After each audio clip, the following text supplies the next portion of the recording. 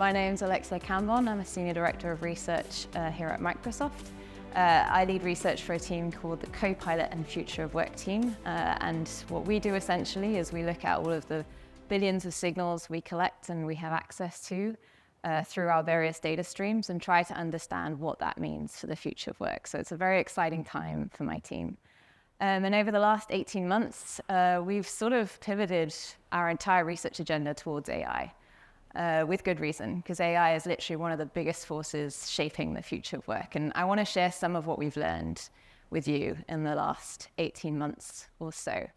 But every time I start a research project, I like for my team and I to sort of take a moment and try to understand what is the primary feeling that we're experiencing as a workforce right now. And so this is kind of where we were 18 months ago. We started to try to understand what were people feeling about work. One of the primary ways we're able to collect sentiment on work is through our Global Work Trend Index survey, which is research that I lead. That's been mentioned a few times. Has everyone come across the Work Trend Index? It's a blow to my ego that there are no hands raised, but that's all right. This survey essentially allows us to take a pulse every year and understand how people are feeling about work. And one of the big conclusions we got to 18 months ago was this one here, which is that our work environment is evolving quicker than our ability to keep pace. That's how people are feeling. Work is feeling very, very fast paced, and it almost feels a little visceral, a little physical. We feel it in our cores. And this actually is not a new problem. Anthropologists study this problem and have done so for centuries. Whenever the environment evolves quicker than the human ability to keep pace, it creates a series of problems.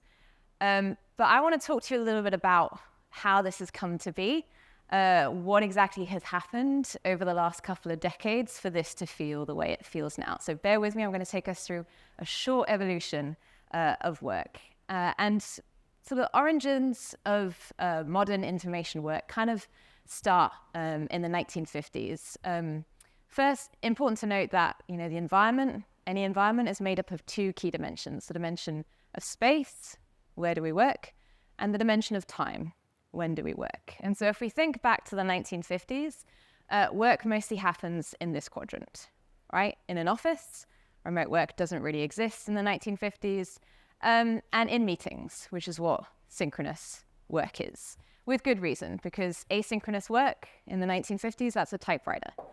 No one's going to think that you can get work done as productively using a typewriter as you can in a meeting. So the way that people worked in the 1950s was to grab everyone, put them in a meeting, and talk about things. So 1950s, origins of modern information work in an office and in meetings. Does this sound familiar to anyone? Mm-hmm. Every single work design that you have encountered started here. This is the foundation of all modern work design. But then a big disruption happens, and that is the internet. Circa 2000. And what the internet does is it disrupts the dimension of time. Because with the internet comes fax, and then comes email, and then comes IM. And what that allows us to do is to work just as productively, asynchronously, as synchronously. Because now we are globally connected, and we can communicate instantaneously. It doesn't take us, a week to type up a memo and circulate it through a typewriter and through all the secretarial pools. We can now do work just as effectively asynchronously as synchronously. And this is how we worked for a very long time, in the office, either in meetings or outside meetings in our cubicles. But then another big disruption happens, and we're all suffering a little from the post-traumatic stress disorder of that disruption. Can anyone guess what that might be?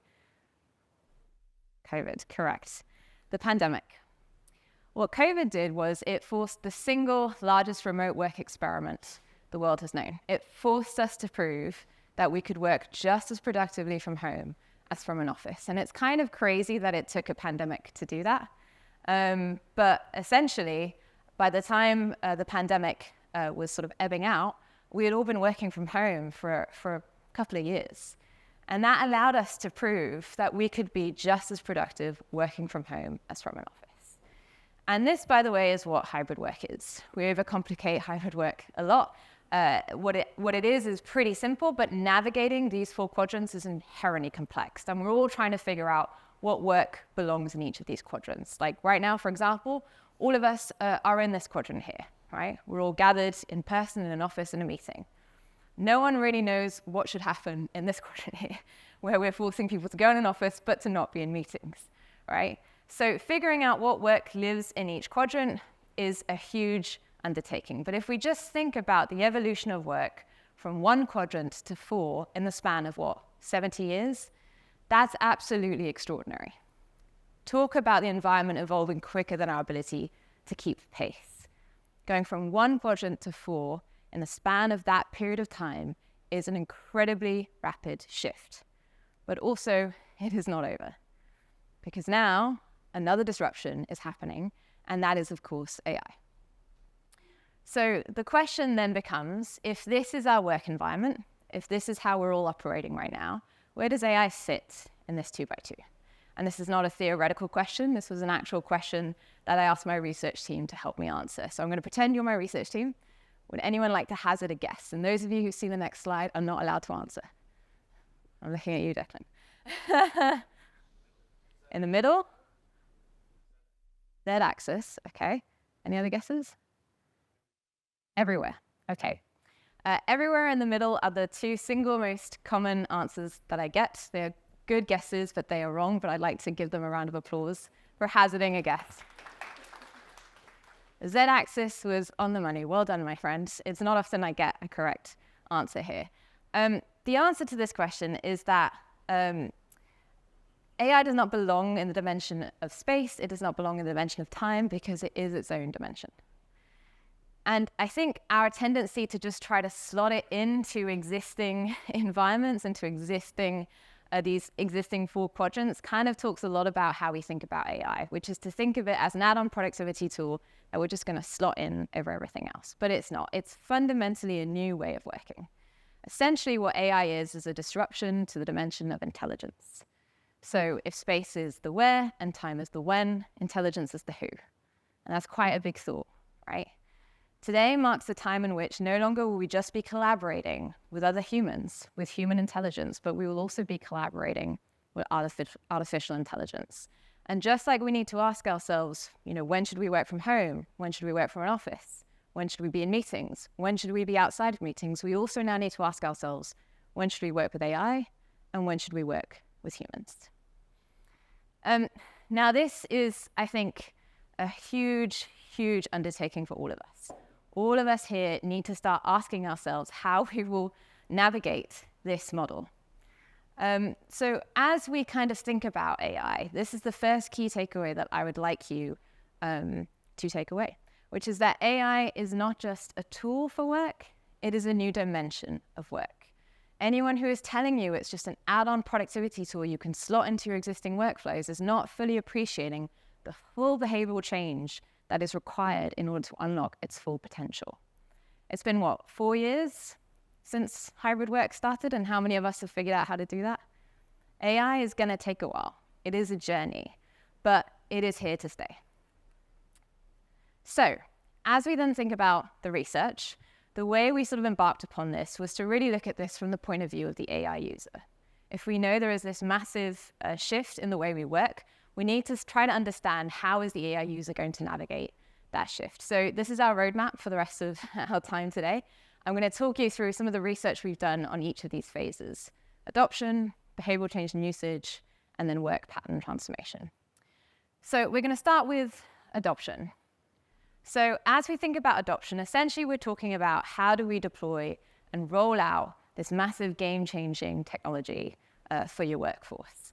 And I think how you talk about this to your employees and how you think about it is going to be incredibly important. So as a team, we sort of sat down and we thought about, thinking about AI, what do we expect will happen over time? Because again, we're 18 months into this journey.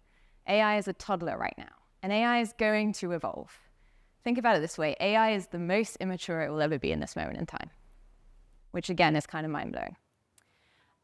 So we kind of, as a research team, see it evolving along these lines, roughly. There might be other shifts that happen, but this is what we see for now, which is, first, AI is going to operate as your personal assistant. And this is where most of us are right now. And in this form, essentially, AI is helping you do the things you do now, but better and faster. But then it's going to evolve to become a new team member. And in this shape, it's not necessarily going to help you do the things you do now, but better and faster. It's actually going to give you net new skills. And that's going to allow you to do brand new things. And then finally, the most interesting, the most exciting, the one that's going to really engender true transformation is AI as the agent. And in this shape, it's not necessarily going to help you do the things you do now, but better and faster. It's not going to allow you to do new things necessarily. It's going to eliminate things from your plate altogether. Because in this era, it is operating as an autonomous agent.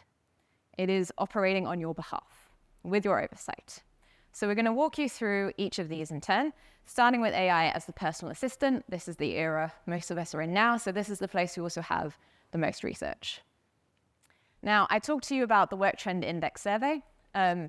So one of the things we wanted to try to understand last year when we did our Work Trend Index, well, what are the big productivity barriers that employees face that AI might be able to help solve for as a personal assistant? In our big Work Trend Index survey that goes out to 31,000 people every year across 31 countries, this data point came out. 64% of employees don't have enough time and energy to do their job. I call this the time and energy deficiency.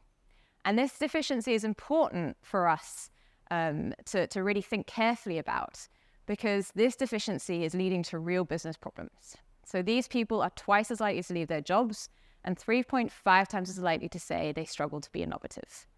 And you are going to feel that operationally if you don't solve for it. And also, it's just not very nice to have people who are tired, who are stressed. That's not how we want to work.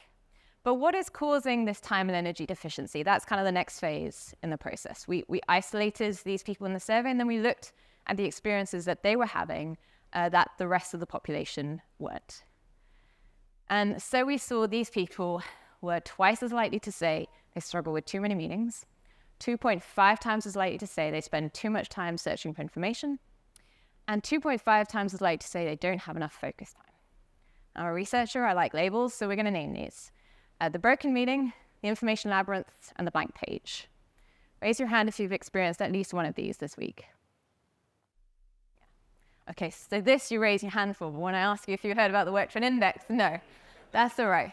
So I like to think of these as my work villains. These are the bad guys, the guys that are stealing away at your time and energy. It's funny, I was suffering from a bit of blank page syndrome when I was putting this presentation together. I wanted to try to bring these work villains to life, so I went to an AI image generator. I asked it if it could turn these into comic book characters, into cartoon villains, and this is what it delivered. So if you need to have some scary images in your head as to what these look like, here you go. So we have our work villains. We know what the key productivity barriers are in everyday work. Now the next phase in the process is obviously to try to understand, well, how could AI as a personal assistant help solve for these? So we constructed a series of lab experiments. I know that sounds nefarious. It's not at all. All lab experiments are essentially is we invite 100 employees into a controlled environment, and then we give half of those access to Copilot, the other half doesn't, and then we have them do a series of tasks. We obviously designed all these tasks to map with these work villains. So the first one was all about meetings. So in this lab experiment, essentially we gave all of the employees access to a recording of a missed meeting. Now the meeting was all about the planning of an offsite. They had to catch up on things like agenda, budget, venue, and then they had to write a summary with key action items and next steps. So again, half the group had access to Copilot, the other half didn't. We saw the ones that had access to Copilot did the task almost 4 times faster. And when we asked both groups, to what extent did you find this task draining? The ones that had access to Copilot found it 58% less draining. So already there, we see a refund of time and energy right away. But the stat I actually find most interesting as a researcher is the 81% stat. We ran a survey where we asked people, what makes a meeting worth joining? What makes a meeting worthwhile? We gave people a list of reasons, things like giving feedback, collaborating. Getting the information I need to do my job was the #1 reason people picked. And that made me incredibly sad. Because when you go to a meeting, it shouldn't be about the passive exchange of information. It should be about active participation. But getting the information I need is the number one reason people join a meeting. So what happens in a world in which you don't need to be in the meeting to get the information you need, which is what 81% of people told us about Copilot. The reason for being in a meeting changes fundamentally, which, by the way, is going to make a lot of people very nervous because it's going to force them to really justify why this isn't an email. We're going to talk a little bit more about meetings and how we're seeing them change. But already there, we obviously saw the broken meeting, the potential for AI as a personal assistant to really solve for that. The next one was the information labyrinth. We are surrounded by information. The internet has removed all communication costs, and in one way, that is amazing. And in another, it means that we just have information flowing everywhere. It is not hard to exchange information. One of the practices I like to preach on my team, I like to ask myself every time I'm about to send an email, if this email cost me €50 to send, would I send it? And if the answer is no, I try not to send it. It costs nothing to exchange information, and that is one of our big problems. So for this task, what we did essentially was we hid a bunch of information in different places, in Outlook, in SharePoint, in Calendar, and then we asked the two groups to retrieve specific piece of information. Again, we saw the Copilot users did this a lot faster, and they estimated it had saved them a lot of time. So again, a refund of time and energy right away, but just think about the cognitive relief of not having to be frustrated every time you can't find something you need. In our survey, we asked people to estimate, of all the information you consume on a day-to-day basis, how much of it helps you do your job. And people estimated 50%. So fully 50% of what you consume on a day-to-day basis yields no ROI for you. And that is a lot of time and energy spent on something that doesn't really help you in your job. So again, Copilot's ability to cut back on that digital debt is huge. All right, so the final lab experiment was about the blank page. The thing with the blank page, what's interesting here, right, is that this is all about creation. One of the questions I ask new team members who join my team is, when was the last time you had a really good idea? And inevitably, they tell me when I was on a run, when I was walking my dog, when I was doing yoga. And what all of these things have in common is their moments of mental rest. And we don't have many of those in the day-to-day anymore. We need to design those back in. But those are the moments where we're able to create. The worst thing in the world is to be super stressed, super harried, and sit in front of a blank page. It is a horrible, paralyzing feeling. So Copilot's ability to help you get a first draft is, again, a huge cognitive relief. It's also a time saver, as we saw in this final task. We asked people to draft a blog post. We saw the Copilot users were able to do it a lot quicker. We also wanted to test out quality, because a huge part of creation is not just volume and speed, it is also quality. So we had Copilot write up a bunch of emails, then we had humans write up a bunch of emails, and then we fed them to a blind panel who didn't know which were which. And the blind panel consistently rated the Copilot written emails higher quality.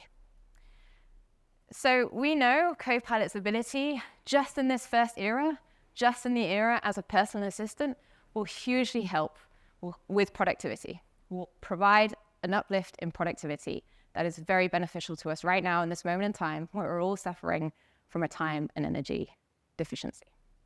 But we're going to move past this era. You know, it's so exciting that within 18 months, we can already see these types of gains for a general purpose technology. That's pretty huge. It took electricity probably 2 decades before it got to this level of benefits. But it's going to evolve and become other things as well. So as we then think about AI as a new team member, this one's quite interesting because in this era, AI is not necessarily helping you do the things you do now, but better and faster. It's giving you skills you wouldn't have otherwise, allowing you to do completely new things. We partner with LinkedIn quite closely to do a lot of research on skilling. This was some research we did with them last year to try to understand what are the jobs that are seeing the greatest growth in AI aptitude. Who's adding the most AI skills to their LinkedIn profiles? And you can kind of see here the ranking. And what I find really interesting about this list is that creators top this list. And creators are probably the people who are feeling the most anxiety about AI because Gen AI is generative AI, right? It's there to create. But what we're seeing here is a phenomenon in which creatives all of a sudden have access to a new team member who can provide them with skills that they don't have access to. So just imagine being, a YouTube influencer, for example, who creates videos for a living, who's always had to rely on pre-made music to add to their soundtrack.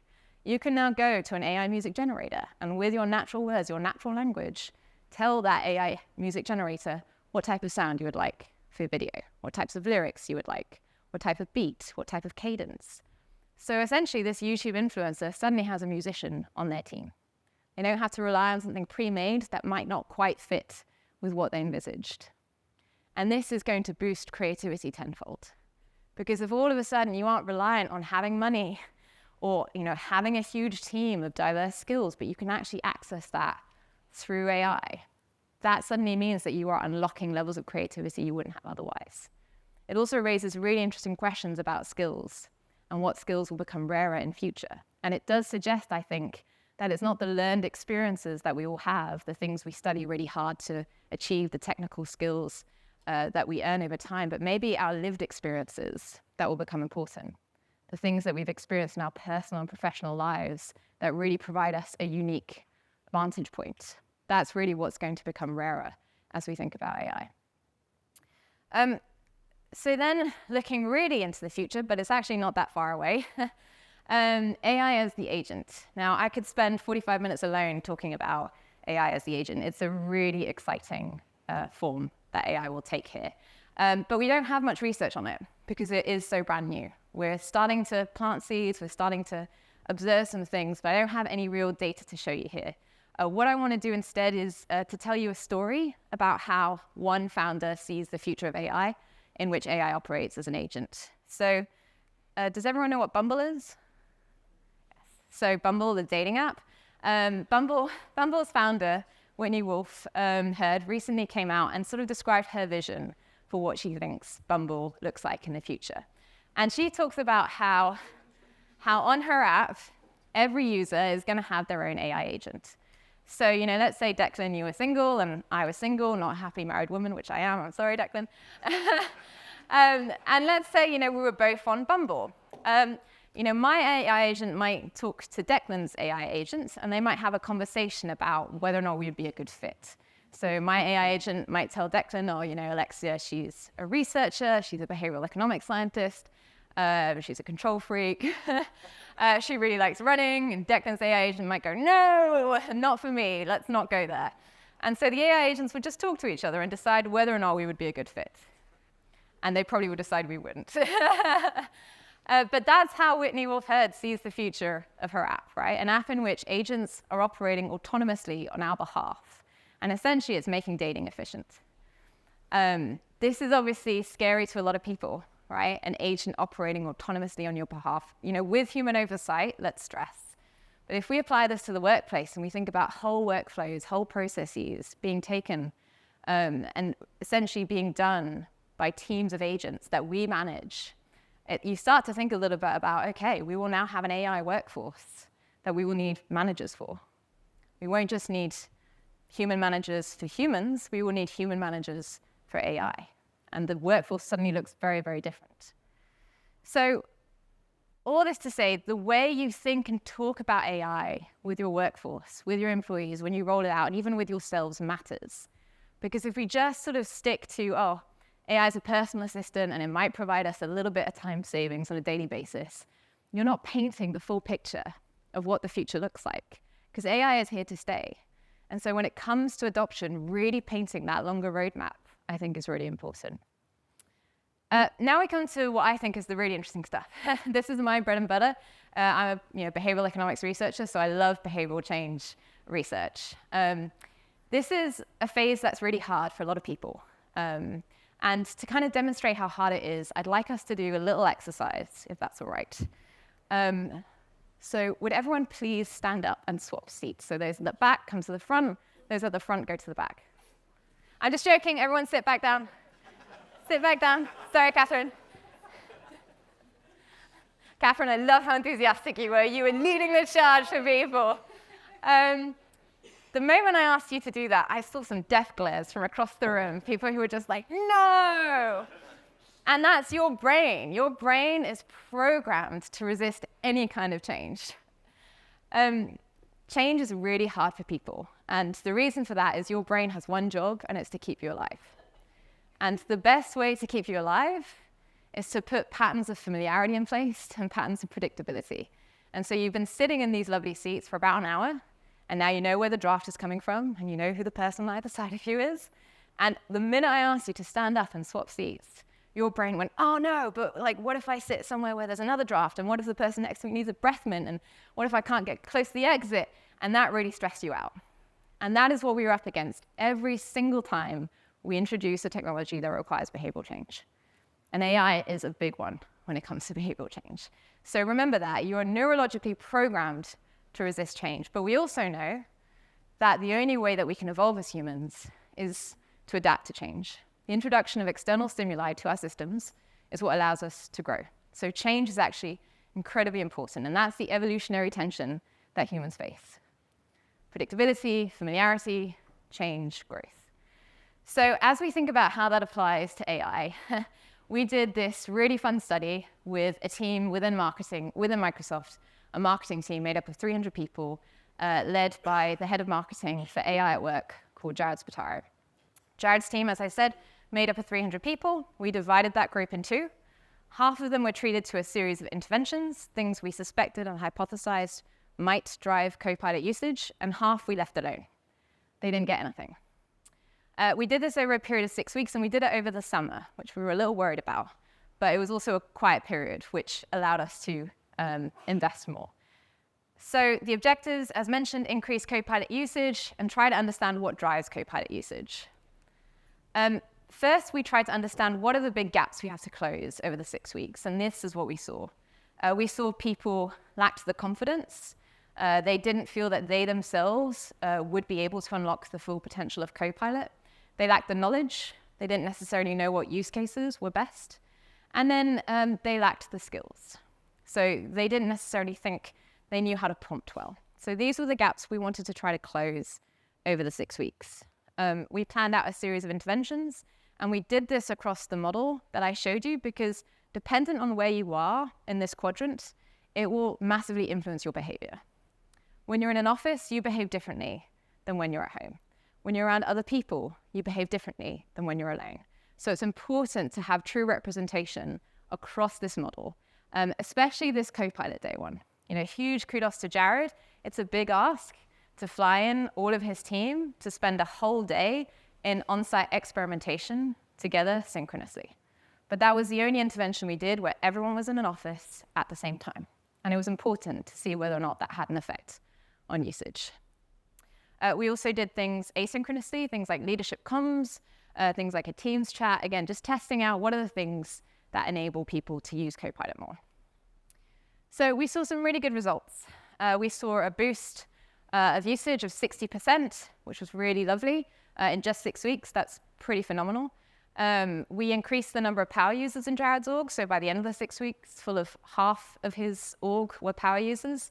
And then we saw sentiment-wise people saying the Copilot experiment had closed those gaps for them. Now, when we looked at the data to understand the interventions that really worked well, we saw on Wednesdays there was a 63% boost, statistically significant. We would expect that. Obviously, we had the workshops every Wednesdays. That would make sense. But the thing that was really interesting was the statistically significant boost on Tuesdays of 37%. The only thing we did on Mondays was send out leadership comms.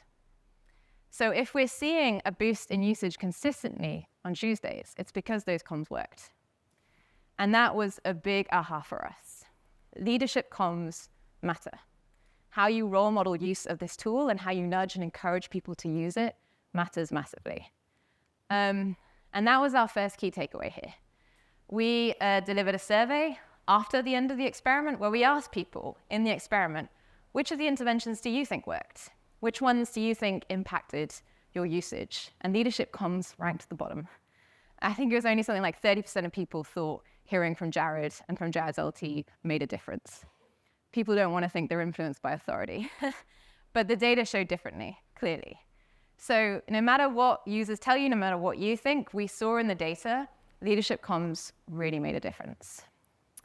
The second piece is we kind of uncovered that experimentation really happens well when it's done collectively, synchronously. And that's what Copilot Day was all about, bringing people together in a psychologically safe environment so that they could experiment and so they could fail and try again.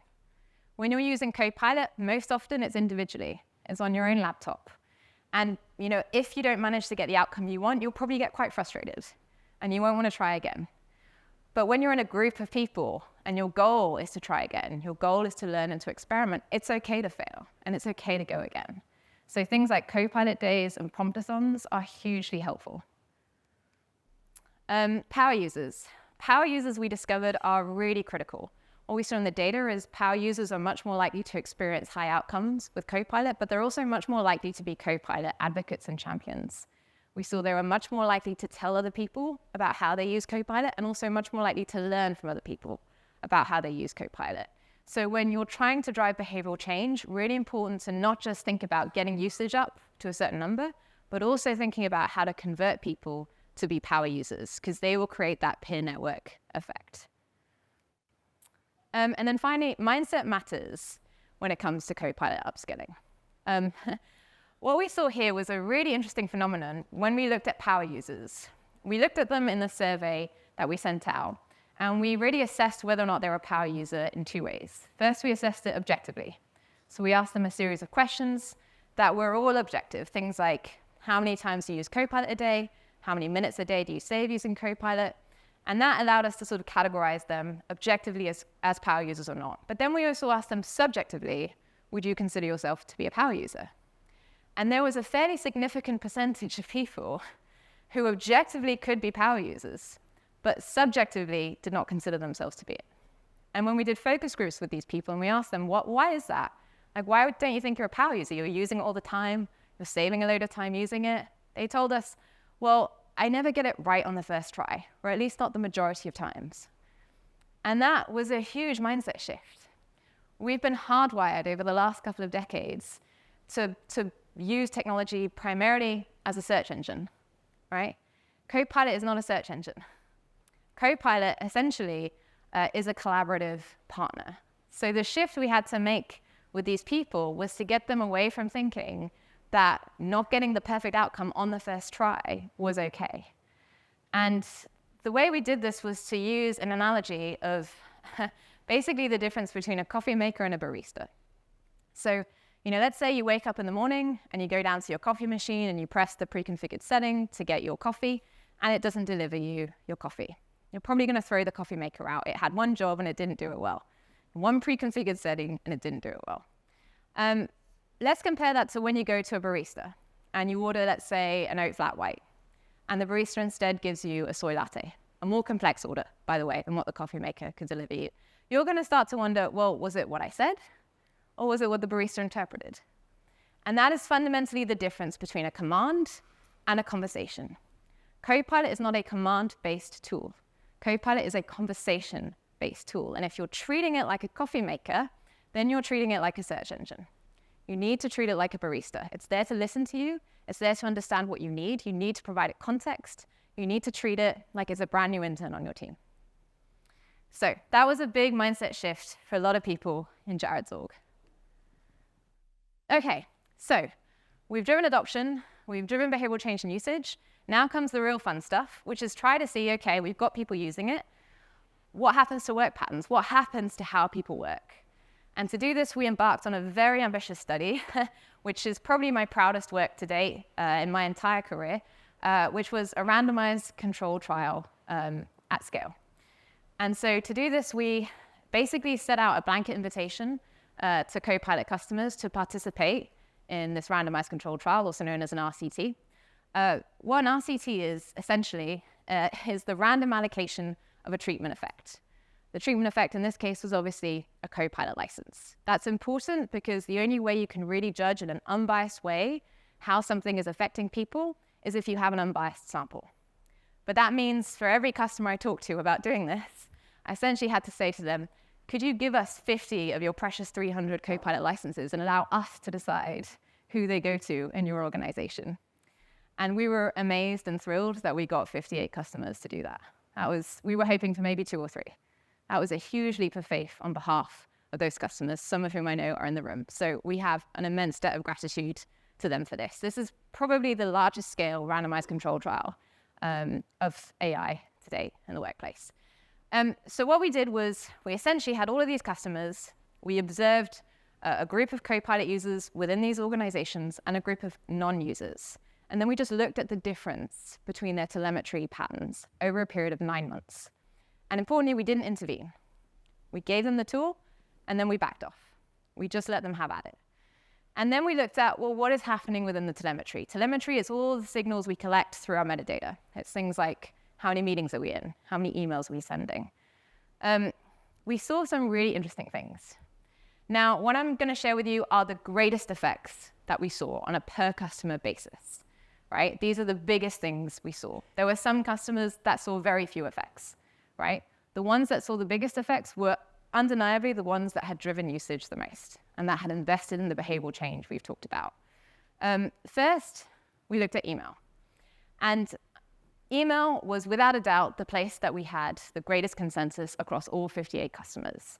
We saw a significant reduction in time spent on email across all of them. And this was really fascinating to us because if we're already seeing effects at this scale, this large, this early, 9 months in, some customers seeing a 30% drop in time spent on email, you could probably extrapolate and hypothesize in 5 years how little we'll be spending in our inbox, how little time. Maybe in 5 years, we'll have an agent proactively tell us what is in our inbox, right? If we're already seeing this. Copilot is essentially enabling you to read long chains of email in 5 seconds because it's summarizing for you what's happening. So this was our first big aha, significant reduction of time spent in email. Then we wanted to look at collaboration. Now, our big worry, our big anxiety here was thinking about that 3-dimensional model. When you go to AI for collaboration, you're less likely to go to humans for collaboration. And that's something that worried us, right? We don't want that to happen. But thankfully, our hypothesis did not bear out. What we saw was a big boost in creation through AI, a lot more people creating and writing. But we also saw a big boost in human-to-human collaboration, an increase in number of people commenting in documents, an increase in number of collaborators. And so this leads us to sort of believe that human-to-AI collaboration will not necessarily come at the expense of human-to-human collaboration. Both will increase twofold.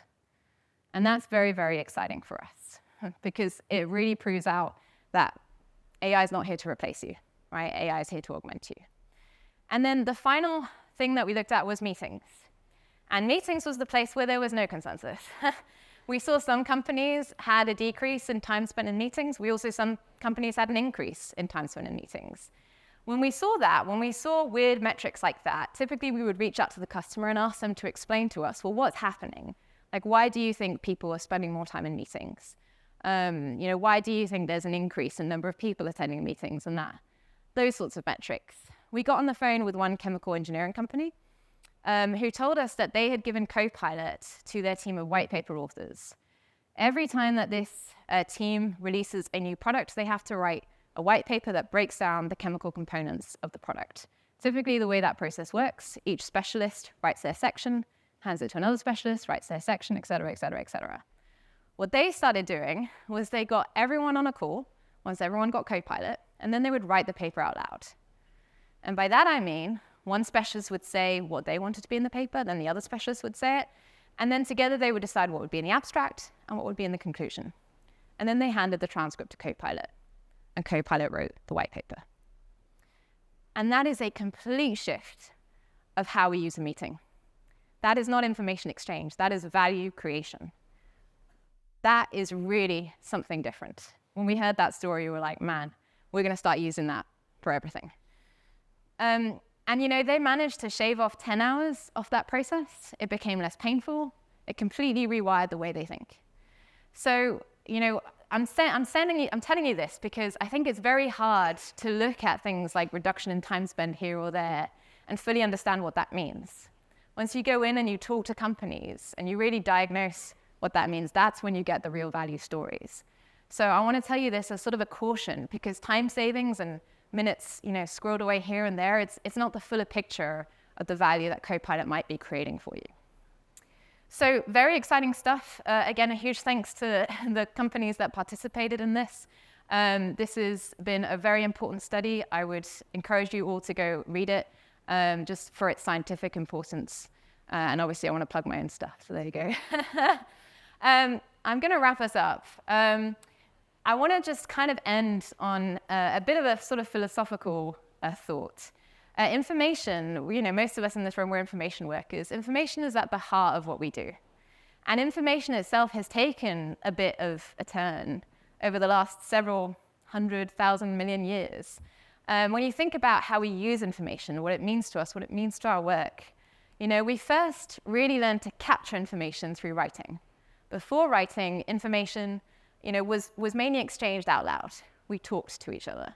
And then we learned how to write, and we learned how to capture that information. And writing wasn't popular with everyone. Plato believed that writing was very dangerous. Plato believed that when you start writing, you're essentially putting your memory at risk, because he believed as soon as people wrote things down, they wouldn't try hard to remember them. And I think we proved that wrong, right? We all know now that when we write things down, we remember things more easily. After we learned to capture information through writing, then we learned to distribute information through printing. And the invention of the printing press is, one of the most important productivity innovations of all time. We learned to distribute all of that information at scale. And printing wasn't very popular either when it was first invented. There are a lot of religious organizations that thought it was very dangerous to distribute knowledge wide at scale. But again, we know that enabling people to read has been an incredibly important acceleration for us as a species. We didn't just learn to capture information through the written word, we also learned to capture visual information through cameras. And when cameras were invented, painters started feeling a real existential crisis. The job of a painter before the camera was invented was to reproduce faithfully what they saw, was to provide a perfect rendition of the reality in front of them. And then all of a sudden they saw a camera being able to do that a lot better than them. And that created real angst. What is my role as a painter if it's not to reproduce what I see? This is one of my most prized possessions. This is a painting of the Suffolk coastline, which is where I live. This doesn't really look that similar to what the Suffolk coastline where I live looks like, because it's an interpretation of the Suffolk coastline. And that's why it's so dear to me. Art evolved past perfect photographic reproduction into interpretation. All of a sudden, art became about impressionism, expressionism, surrealism, and that would never have happened if the camera hadn't been invented. We became much more creative, much more innovative because of the camera when it came to art. And then, of course, someone very clever decided to put a camera on every single phone in the world, and we all became photographers. And that spurred on social media, because all of a sudden we had Instagram, and every organization in the world had to have a social media presence, had to have social media brand ambassadors. The internet truly democratized information.